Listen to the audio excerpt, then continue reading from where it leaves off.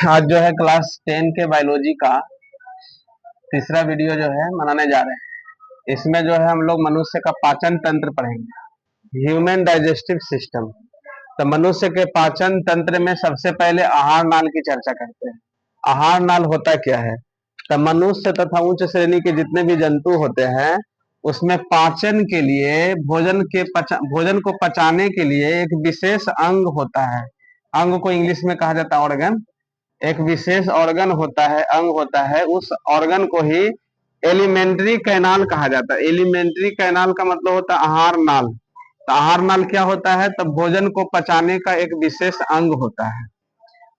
और आहार नाल से कुछ ग्रंथि जो है जुड़ा हुआ रहता है। आहार नाल से कुछ ग्रंथियां आपस में जुड़ी हुई रहती है और उस ग्रंथि से पाचक रस निकलता है। तो पाचक रस निकलता है तो उसे हम लोग बोलते हैं पाचक ग्रंथियां, मतलब डाइजेस्टिव ग्लैंड्स। तो दो टॉपिक यहाँ है, आहार नल क्या है, पाचक ग्रंथियां क्या है, दोनों को समझ गए। पाचक ग्रंथि से क्या निकलता है? पाचक रस का स्राव होता है।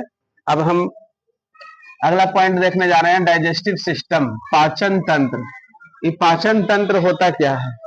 तो वैसा अंग जो भोजन पचाने में सहायक होता है।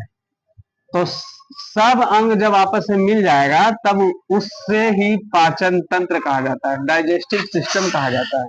तो वैसा अंग जो भोजन पचाने में सहायक होता है उसे सामूहिक रूप से पाचन तंत्र, डाइजेस्टिव सिस्टम कहा जाता है।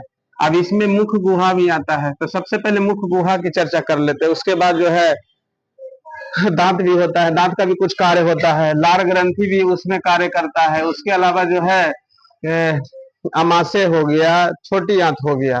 तो सबसे पहले मुख गुहा की चर्चा करते हैं। मुख गुहा में एक जीव होता है, जीव होता है, 3 जोड़ी लार ग्रंथियां और 32 दांत पाए जाते हैं। तो 3 जोड़ी लार ग्रंथियां कौन कौन होता है मुख गुहा में? तो पहला का नाम है पैरोटीड। ये लार ग्रंथि है, इससे लार निकलता है, सब मैंडिबुलर। और एक है सब लिंगुअल। तो 3 जोड़ी लार ग्रंथियां पाया जाता है। कहाँ पाया जाता है? तो मुख गुहा में पाया जाता है।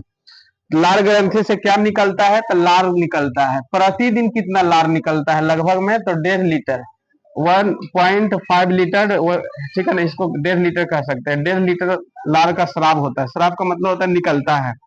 लार ग्रंथि से कुछ एंजाइम भी निकलते हैं। एंजाइम का काम क्या होता है? एंजाइम जो है पाचक रस के जैसा कार्य करता है। यह भोजन को पचाने में सहायक होता है। लाइसोजाइम, टाइलिन, म्यूलिन, ये सब एंजाइम है। और ये एंजाइम कहाँ से निकलता है? तो लार ग्रंथि से निकलता है। अब सबसे अधिक एंजाइम पूछ देगा, सबसे अधिक मात्रा में कौन सा एंजाइम निकलता है? सबसे अधिक टाइलिन नामक जो एंजाइम होता है, जो मुख गुहा में पाया जाता है, उस एंजाइम का स्राव जो है, स्राव का मतलब होता है निकलना। तो उस एंजाइम का स्राव सबसे ज्यादा होता है, टाइलिन।